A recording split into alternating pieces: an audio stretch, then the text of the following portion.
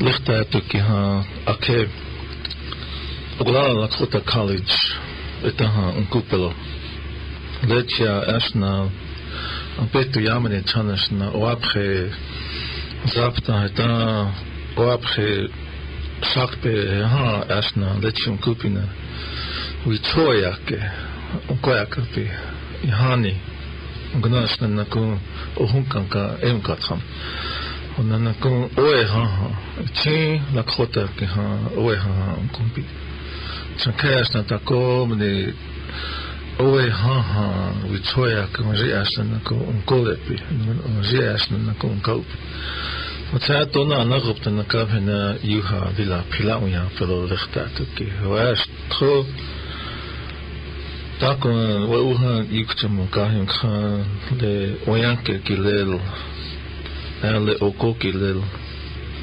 dila chiwahe ota Waki Papi Nana Yokshichapi Lechitu Tanash na Hani Okichapi Gapi Ochanketro Watchike Onjitroka Prina Rata Gaya Octelo Tiwai Gelena Yuha Wichunkixia Lechitu Chano Techicalo Hoyatra Toa Kantranka Lichta Tuka Ke Lakota Giapik Dona Nakun Tiwai Yokshichapin Khana Toa Kantranka Wichunkixia Na Brihitja Octelo Nawash Akapik Hechas Cheun de Chapel Khdat was to Yakapik Pilama Yapel Hochetu Metakoyas Teatro le lechta tu kilta kukum kahipchen iwongla kakte was trokahe ale amkhpia trakpe hier chalet makata hitakala kha ashna lila pilawya pelo anagopna kapikila na tona wana wash yagala piche petu kile nakhta tu kile lila washte hapo. Welcome to the Lakota College Storytelling Hour, and we're coming to you from KILI Radio and on the internet, KILIradio.org. And this afternoon we have the Storytelling Hour, and we got a short story, and we have a guest here, and I will let them introduce themselves at this time. I'm Sandy Whiteshield. I work in the Graduate Studies Department at Oglala Lakota College, and I'm here today to tell about a meeting that I went to this past week up in Helena, Montana, regarding some games. So we'll talk about that a little later. And my name is David Whitesock. I am a junior history and political science, history major, political science minor, and alcohol and drug abuse studies minor at the University of South Dakota. And I'm on the at KILI today, actually working on a history project. It's going to be an audio documentary for a Sioux Indian history class I'm taking. And it's going to look at the culture of Native American radio, the history of Native American radio, and its relationship to oral tradition. And welcome to KILI Radio, and welcome to the Lakota College Storytelling Hour. Well, thank you. It's a pleasure that you allowed me some of your airtime. And I want to thank Sandy, too, for coming up here to share her trip to Montana. And before I forget, I'd like to also welcome the students at Stanford, the Lakota 294, they call themselves. And if you're listening, you have a good evening, and I will see all of you next week. And also to Richard down in Lawrence, Kansas. If you're listening, Richard, you have a real good evening. And anybody that's listening on the internet, welcome to the show. And also, coming up, I wanted to say thanks to Marilyn. Remember, yesterday there was an email saying that no more news, no more Wichaspi. I was sitting there looking at it, and And I called her, and she said, look at the next email. But Marilyn, if you're listening, keep going. We always look forward to your newsletter, and we don't ever want to see it go away. And your humor, too, Marilyn. Yeah. So let's go to Dave and see what he is studying. Indian studies, right? Lakota studies. Let's say Lakota studies. Okay. Yeah. Okay. And what you have any questions or any what we're doing? See, what I'm doing here is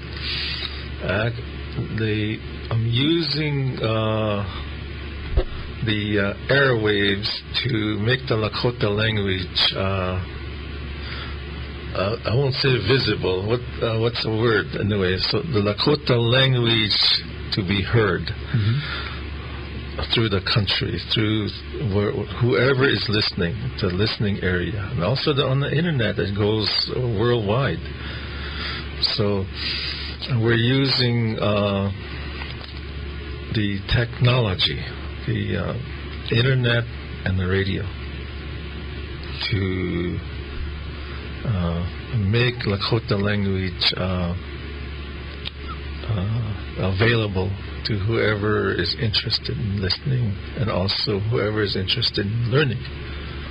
And that's what I'm interested in, is the language coming alive through the use of radio and going out to a broader range of people who wouldn't otherwise have the opportunity to, A, hear the language, and B, hear the traditional stories or even stories of today told in the language. And radio being a powerful medium as it is, especially for storytelling in any language, Lakota specifically, and I don't speak it and I don't know it as of yet, it could be extremely an emotional response through that radio medium. Yeah. I want to thank KILI Radio for this hour, and also to the college for this hour of storytelling. It gives us the privilege to share the stories that were told many years ago. And long time ago, the families, we call them tiwahe, stories were told in the in the evenings, and through these stories, and I think we're going to talk about this later on, is that it's told in like sometimes since the Lakota people, we live with in the world, and we live with the animals, the plants, the stars. So stories are all about animals, how we live our life. And behind these stories, there's teaching for our children. And we tell them, and then sometimes they think about it. And there's always what is it now? Moral to the story. And through these stories, they live a balanced life. The families live in harmony. And through these stories, they respect each other. They learn the word respect. And they don't learn it, they live it, and they learn it. And like a long time ago, I always talk to my grandparents when they were still living. And a long time ago, the families were pretty close. And they all help each other.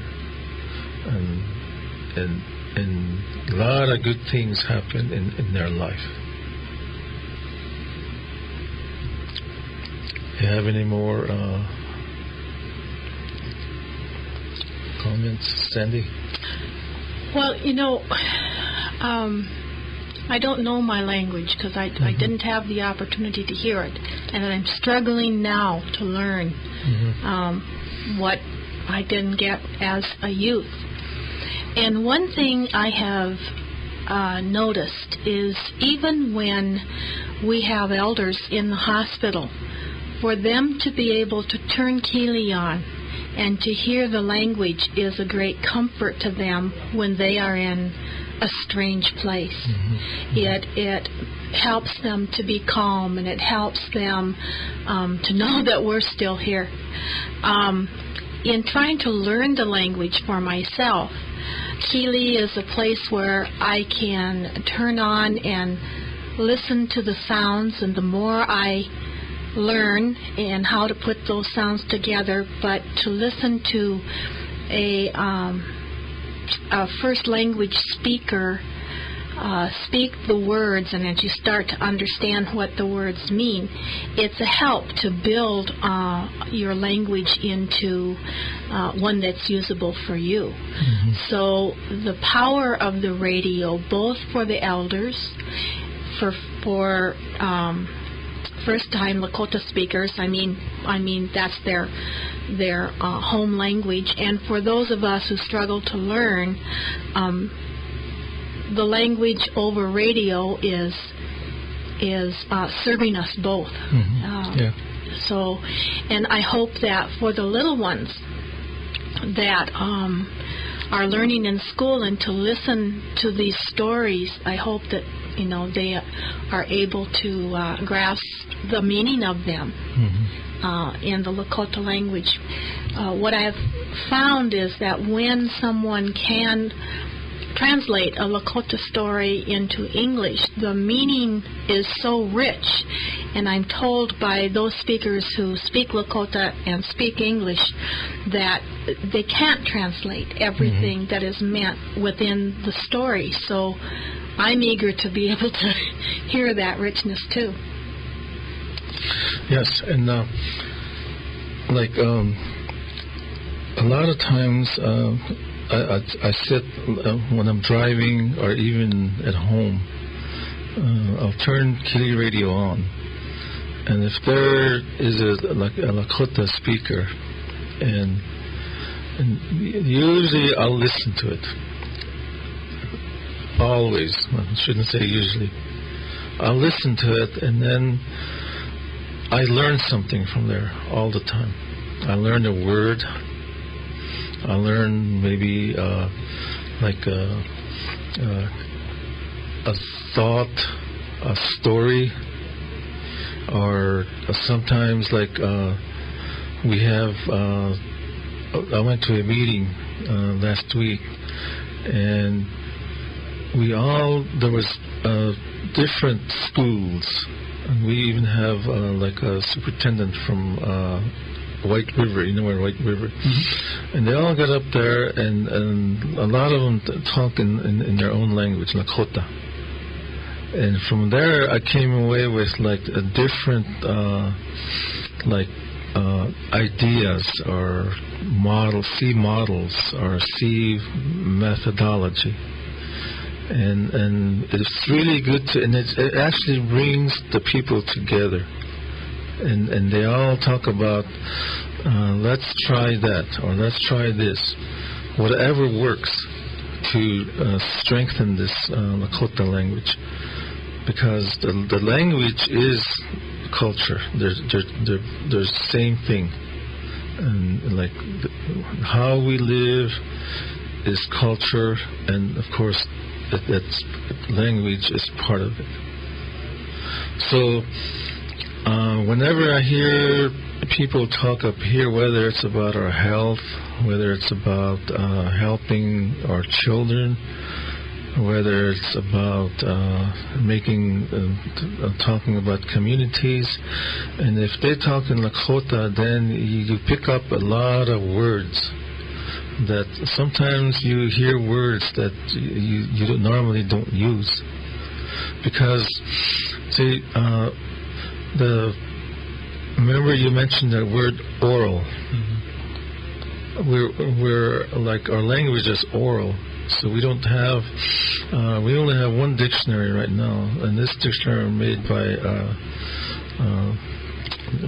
Reverend, I think his name is Buchel from St. Francis. Yeah. So a lot of times you'll hear a word that you never use, and and then they'll bring it. It comes over KILI radio, and I usually write it down.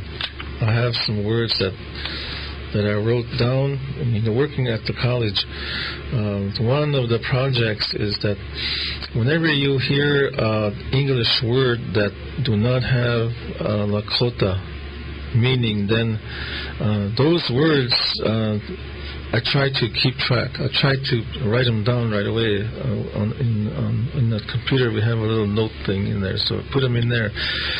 And then someday, we need to sit down and make Lakota words for those new words, the modern words. We have words for the computer now, but there's some things today that do not have Lakota words. How would that process take place? Who would decide that? Well, we have on the Cheyenne River Reservation, on the Rosebud Reservation, on the Pine Ridge Reservation. So what I was thinking about was, I talked to a couple, two friends of mine, they're cousins in Lakota, and we talked about this at the college, and we the idea that I have is to invite Lakota speakers from the reservations, and then sit down and make new words, and then ask, maybe even put it on the air. And then we have a newspaper too. It's called Lakota Country Times, that do a lot of articles in Lakota.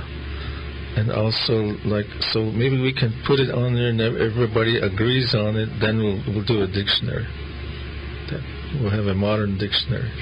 So that's an idea.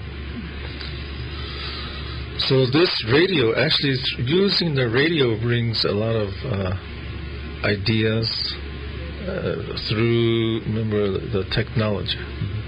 And it also, like right now, when we do this story in Lakota, then a lot of people will sit there and listen to the language, and maybe they will learn something from there. Maybe they'll pick up a word or two. And that's why we're doing this, because I think the bottom line for this program is to let the people that want to learn the language like you hear it through the radio. It's just this 1 hour, and it's not going to be all in Lakota. It's going to be like the story will be in Lakota. And once you do something, the word that I always use is commitment. When you're committed to I committed myself to the language, and you do it over and over again, and you're going to see some good things. And also there's a virtue in there, and that's persevere.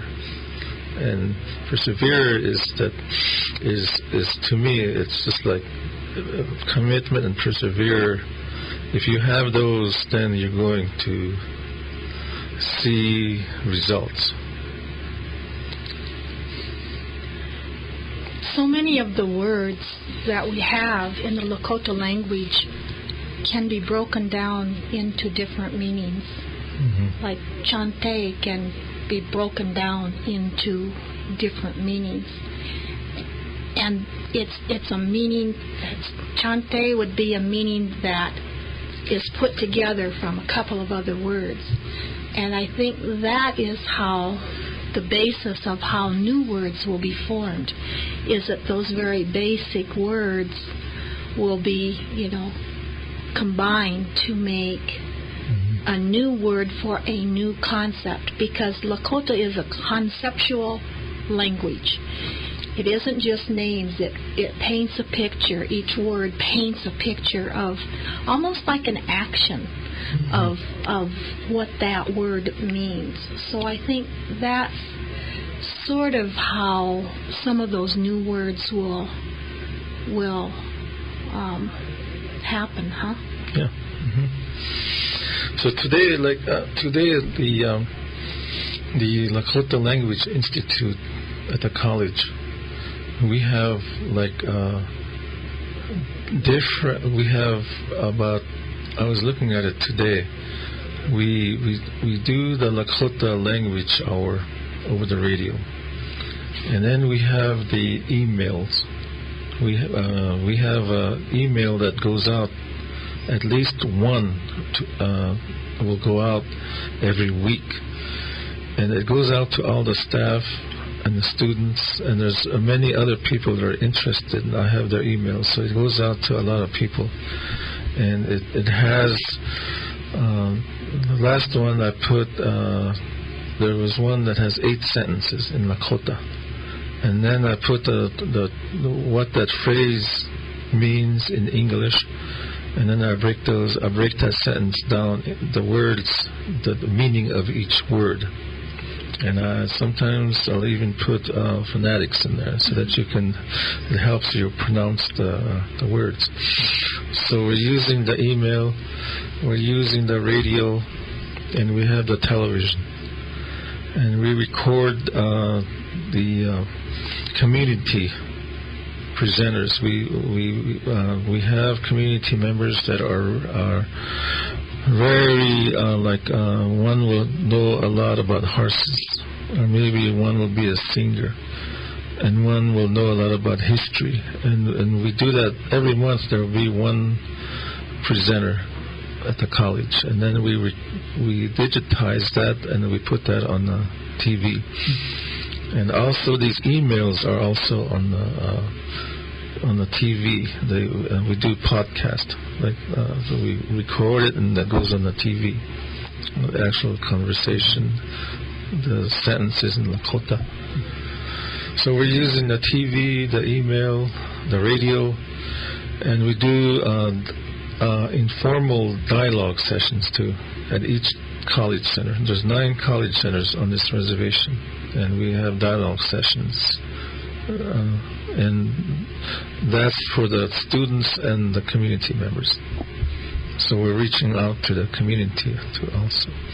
Are you starting to see younger people show up to those dialogue sessions? Sometimes, yes. It's working with the language is very hard today, because the English language is very powerful. So, and today everything we do is in English, and this is why we're doing this with the Lakota language, because we're using the radio waves, the internet waves, going out to the communities, making the Lakota language visible and that's the Language Institute. And at Lakota takwe cha do keshke unkapsa neish takwe do keshke chunk umpunka le Lakota ya pikile wichota nach umpikte oghele ikhanchola kileo na nakunle wonspe umnayo gna lena makhasi tomnya le Lakota ya pikile Dua stoliaci na dua nach unchi hantanas lena nach una eta ganata wichoye shana ko ichukte naish spage chinkt na kun le wichoye akayam ka kakti lena na kun ihan lena asna lecha se asna khtatu cha oyakapi ho henacha unkayakapit atalena atalena le yapikile echa lehan teokhila pichanke Dokeshke chunk upon Halena ata le han wana chint wak hangli na le ta good lila ota lena yapik le هنا أغنى كخوغي بيكي هتشل ويتشوتا نخون بيكتي وهتشل اللي ويتشويو كشا أونها بيتشا كي اتشونكم بي تويني أبخشني اتشونكم بي وتشايا تونا نغبت نكام هنا للا بيلاو يابلو نها لتا أغنى تكون ياتشو بيكت ونا لكوتا ويتشويا شا ياتشو بيكت نها إيش نكون توا Lakota on stage gechatsi hatan nakon nakhuyan kina ungana leta ta kun khchi ichukti chalal bichoya kwa ptechla cha yohang hipi yohawa hi hohetok sha lakota oblakin ha is awashitya wayakin ha iwongola kakt.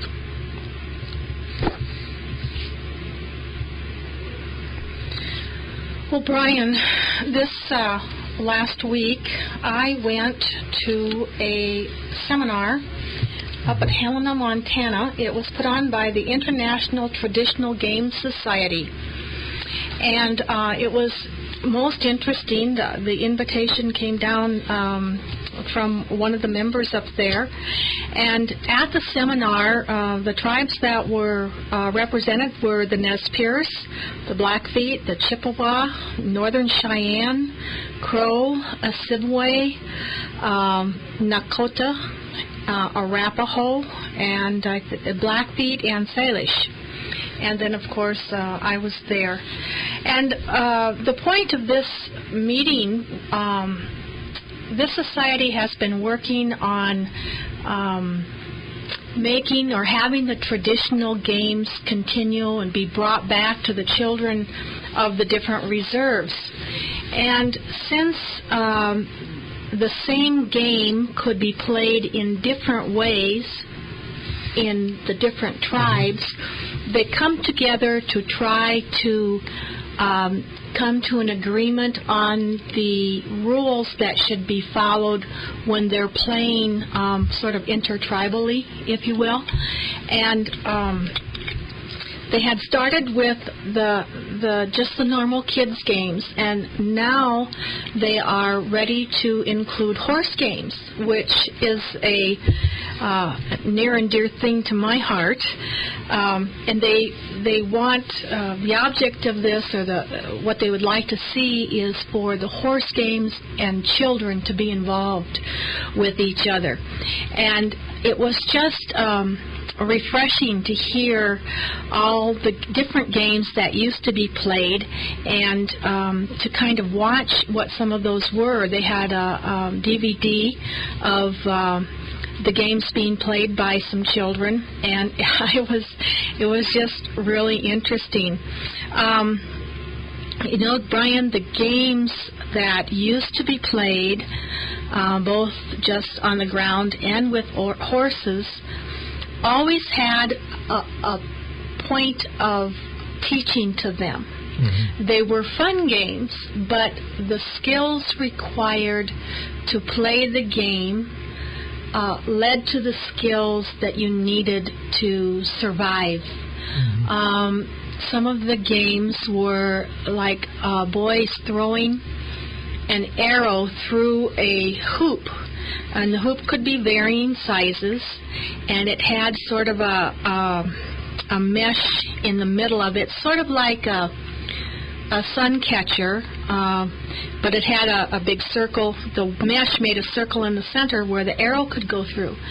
If the arrow went all the way through the hoop, you didn't get any points. But if the arrow stopped the hoop and caught onto the hoop, then you got so many points for that. That translated over into eye-hand coordination and the knowledge of how that arrow was going to act when you threw it. So kids who became proficient at this went on and generally were good archers. Mm-hmm.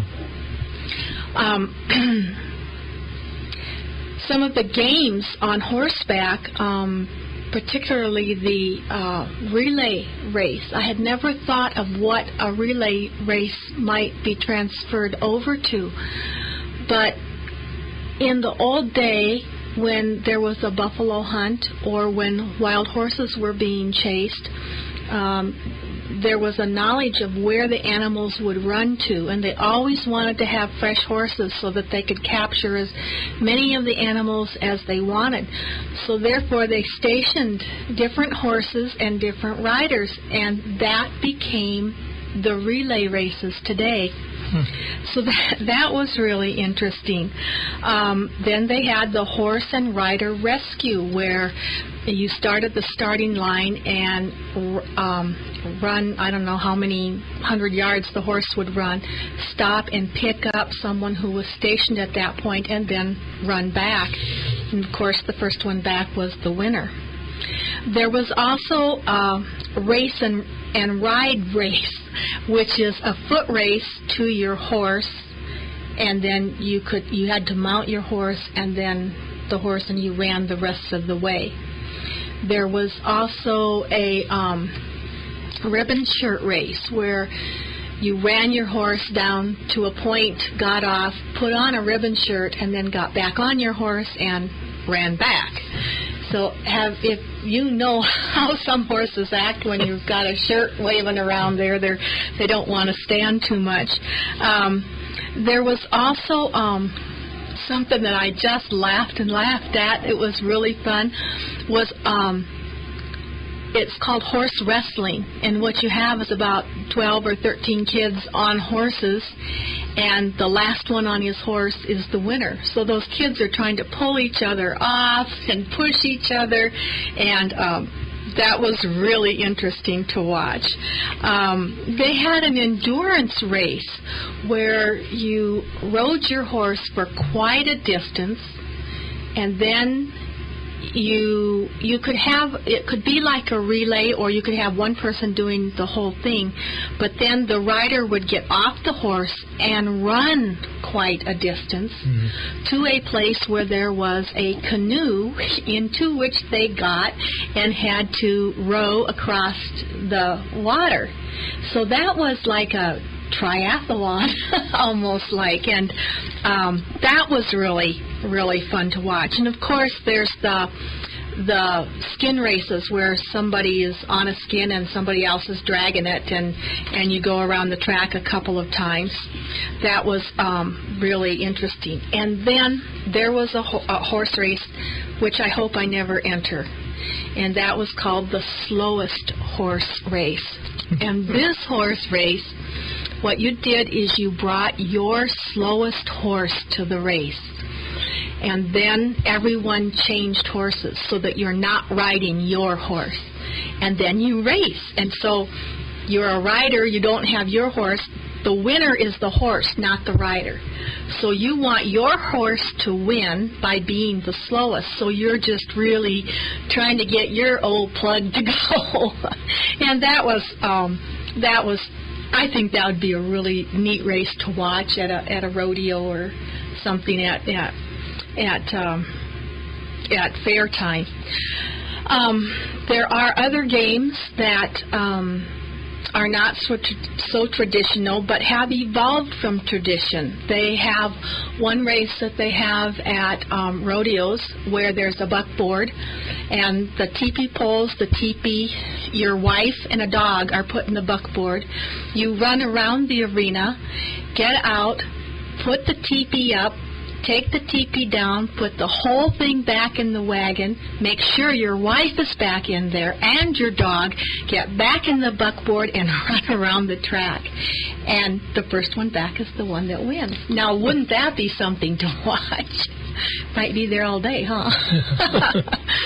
But these games, one of the comments that I really was interested in is that one of the attendants said that at their Sundance they had been having a lot of kids show up with the CD players and earphones in their ears and not paying much attention to what was going on.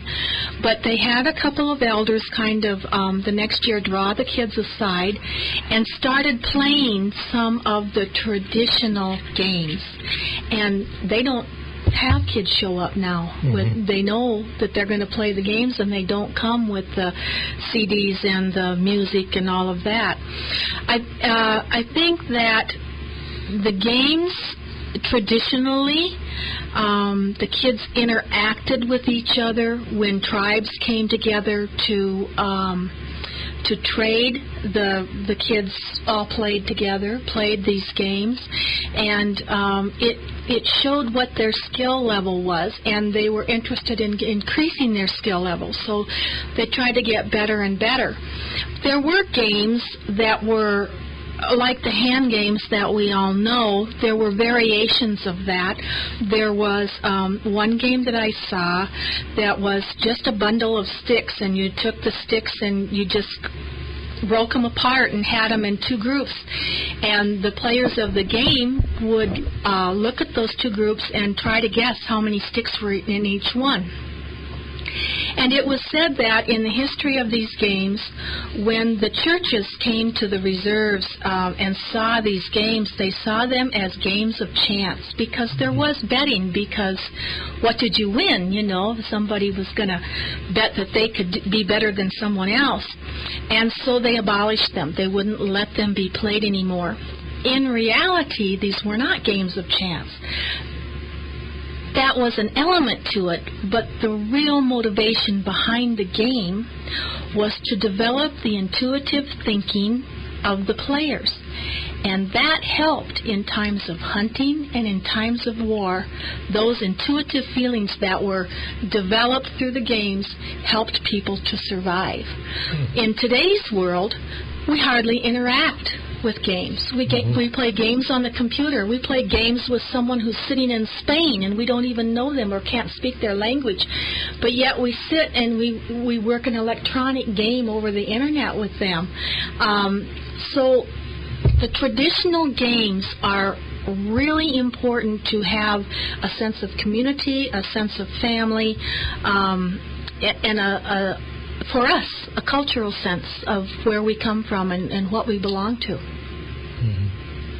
Yes. Well, I have a story here. Okay. And it's called, you mentioned games. And in Lakota, it's called Woshkate. And Woshkate means games. So, let's in this Woshkate Wichoyake, let's read it in English and then I'll read it in Lakota. Okay. Go ahead. All people have games and sports. They are part of a people's way of life, their culture. They are the way people have fun. As games are a part of people's way of life, what is played, when, by whom, with what, reflect that way of life. Games are not only for fun, they also teach. They teach what people hold dear, their values. Games, especially for children, are aimed at teaching values and skills. Among the Lakota people, there are many games, many ways of having fun. There are games for men only, for women only, for boys only, for girls only, and for boys and girls together. Some of these games are meant to be played at a special season of year, like winter. Other games can be played all year round. All the games are played with whatever the people have on hand. Most of them, especially the children's games, imitate what people do, such as hunt or take care of the home. Lakota games teach the value of endurance, the power to stick to something, even when it demands such strength and causes pain. The games teach the value of risk, of taking a chance, and of gambling when things are not certain. Risk is an important value in the Lakota way of life, even today. People are constantly taking risks for each other. One takes a risk and trusts another person. He may come through, he may not. If he does, further trust is given. The risk and the building of trust are basic to the relations among the Lakota and the Lakota people. The games also teach competitiveness, the desire to excel. But that desire is balanced by another value, respect. Games also teach the ability to realize a game is only a game. No one goes away angry.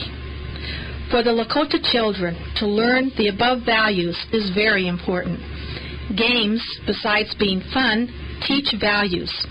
Games also teach boys what men should do and teach girls what women should do. Games for the Lakota people, like any people, are important. They are fun. But they also teach values and skills important to children.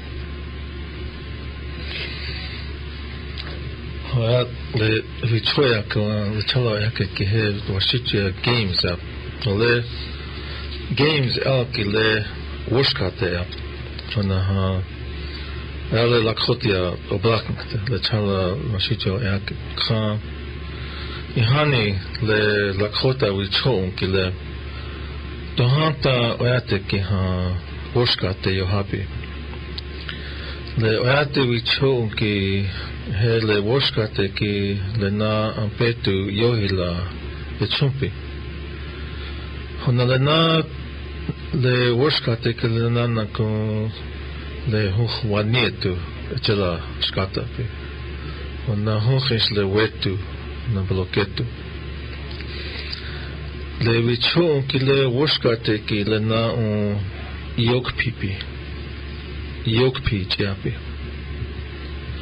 wushkate ki le na on yok pi chiapi na ha na kon taku un specie chiapi Wowi chala eagluha ichachwi chayapi ki hena akta un specie chapi Woshkate ki wakhanja hena echa taku un taya un pikte hena echa un specie chapi Nale woshkate ki lena kun le hoch Skata pishnihani nakohel wotche ke aikhak.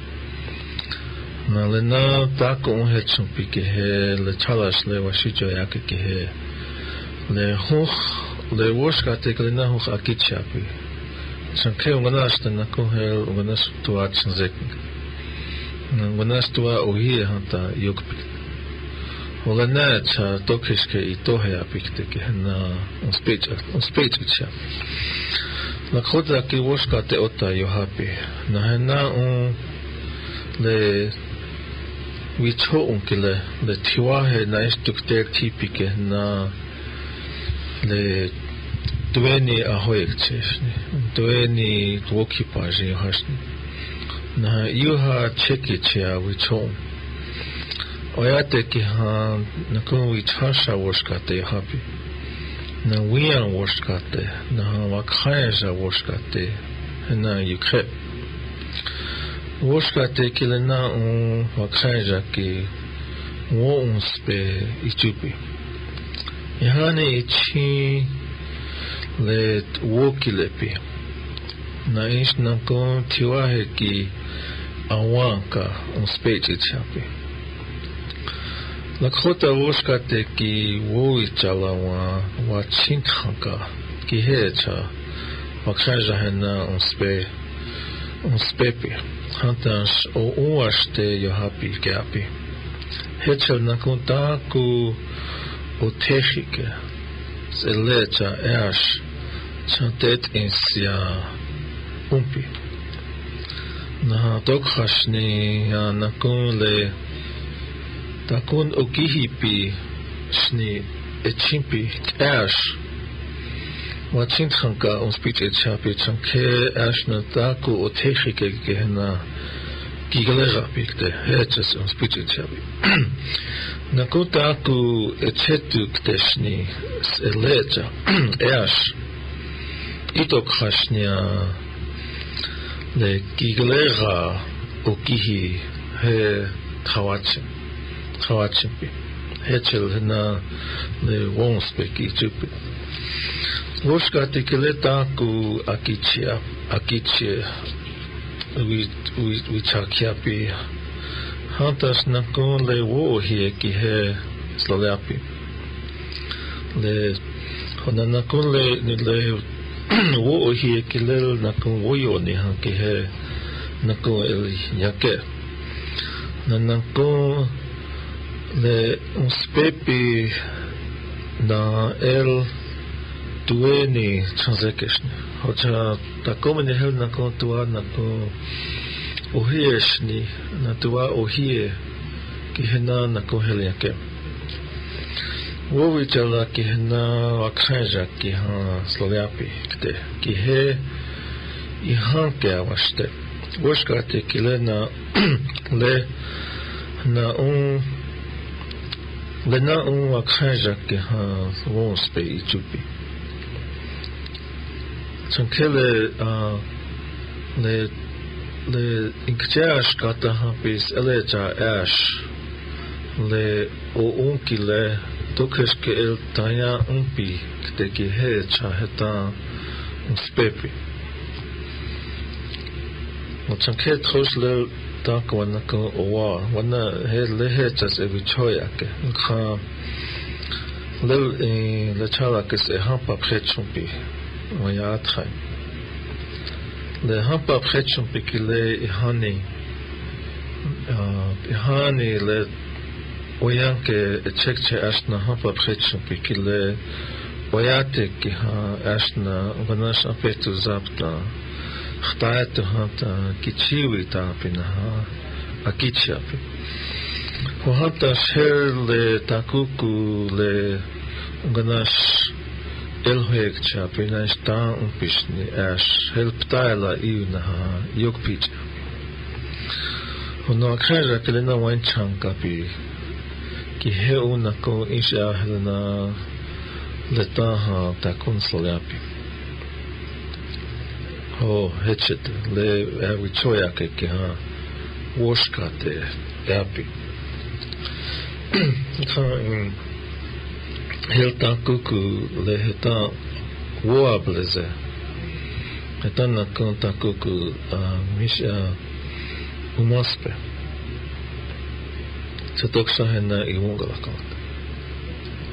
Okay, that's the story of Woshkate. And what I see from this story is that a long time ago we tell stories to our children and also to our family. And through these stories, like Sandy mentioned, the word skill and respect, and it teaches them that when you have games, sometimes it involves competitiveness, and someone is going to lose, someone is going to win. And it teaches them I don't know what you call it, the word that's not coming to me, your composure. When you lose, you have to compose yourself. And instead of getting mad, you show your attitude or your sportsmanship. Mm-hmm. That's it. Sportsmanship. Okay. Now today, even in hand games, it's all about winning, especially like in football and basketball. It's when you lose. Sometimes even the parents will get upset, or the fans will get upset. And in this Lakota with Choyak, this story, it says that it's only a game in Lakota, so that we always know that someone is going to win, someone is going to lose. And then in those days, there's a leader in that not only the Tiwahe but the Tioshpai. There's a group of people there. There's a leader that is like a role model, and he makes sure that everyone is involved, everyone. And today maybe it's not happening, right? Because I see, like when you work in schools, sometimes we forget to have someone play on the team. Maybe it's because maybe that person is not really that good, or I don't know. But back then, everybody is involved. And today, it's just maybe sometimes we just maybe it becomes status. Right, status. Yeah. And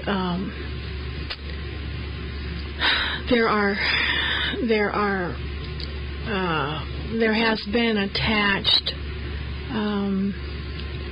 such prize to achievement that we no longer achieve for the simple thrill of achieving. For basketball players, there are scholarships to be considered. Same way with football. Same way with volleyball, and those things in schools. So what maybe used to be a fun thing becomes something more of work, and becomes something that is more important than just a game. So I think that we almost do our children, our players, an injustice when we do that to them. Because in life, along with learning to work, we also need to learn to play. And I think that I, for one, am guilty of not having learned to play in my life. When you're the oldest of a lot of children, that kind of happens. But that doesn't mean that it has to happen for our children. It's one of the reasons that I would really like to see these games come back and be taught to the kids here.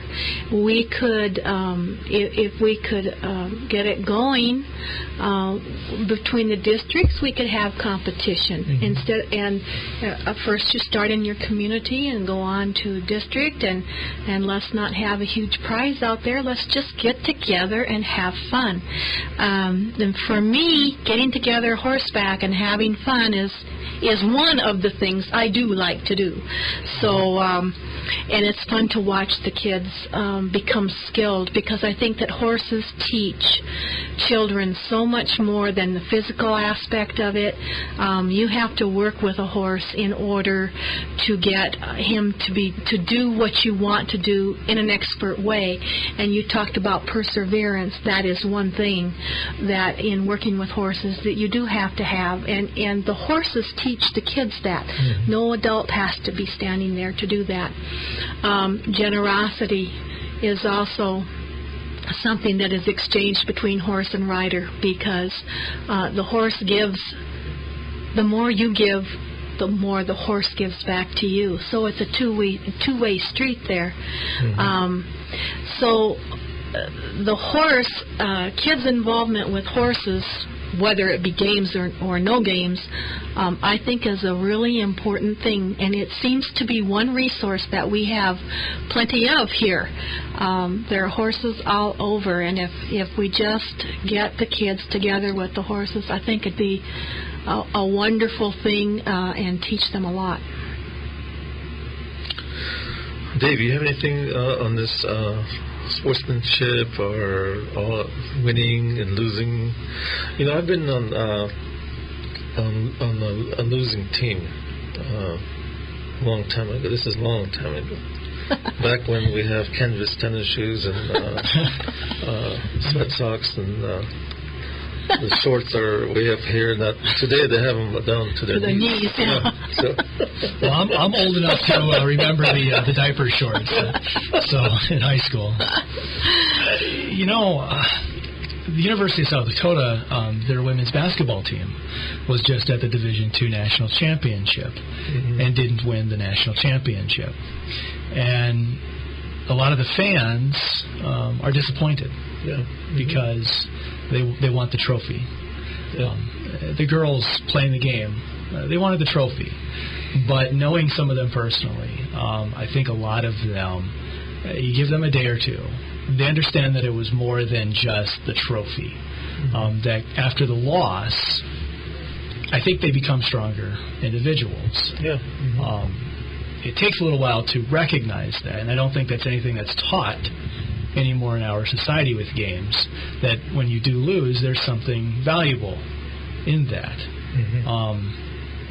I can take it from a business standpoint. I tried to start a business, and from the failure, I learned more than a success. The success just led me to a golden road, a golden path, and I didn't learn nothing from that except I won. But the failure now, I have more value out of that, because today, after having to persevere over personal issues, I now learn more from those failures than anything I ever learned when I was a success in radio or anything else. I think loss isn't taught so much to our youth today, especially with sports. You lost, and next time you better go out and you win. And that's the bottom line, and that's unfortunate. I think maybe that's part of the, like we mentioned, culture change too. It's things change through the years, and like sometimes like winning is. Look at like you mentioned scholarships. You mentioned you can go a long ways. Like this one in White River, Louis Krogman. Yeah, he's going to be playing for the University of South Dakota. He's going to be playing for the University of South Dakota. His name is going to be in the record books. But he deserves it. And when you do something like that, I think people work for it, and there's a lot of teams like that on this here on the Pine Ridge, like the Red Cloud Crusaders. They went. I think they only lost one game. They were in the state 2 games, and they were number 1 all season. So it's like maybe like we're. Like long time ago, we teach skills because a long time ago we hunt to survive. The buffalo. There's a lot of buffalo. We have to learn how to make food that'll stay dry throughout the winter, because we have no refrigerators, no freezers. So the things are changed, see, and then when we teach our children those, and now they don't really. Now it's different. Right. It's when you go to school, they always want to be the top, top person. In other words, you want to beat everybody, or you want to be the number 1. And we teach that too as parents. We do that. And you better get out there and win. It's part of what has been taken away from our culture, because it used to be that everyone worked together for the good of the entire tribe that was together in that place.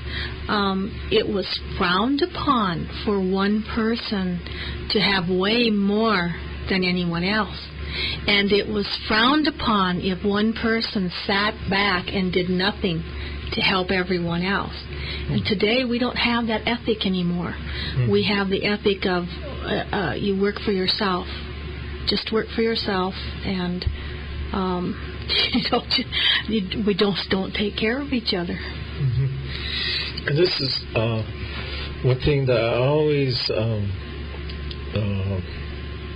stand for, is to the Lakota language. We must all work together.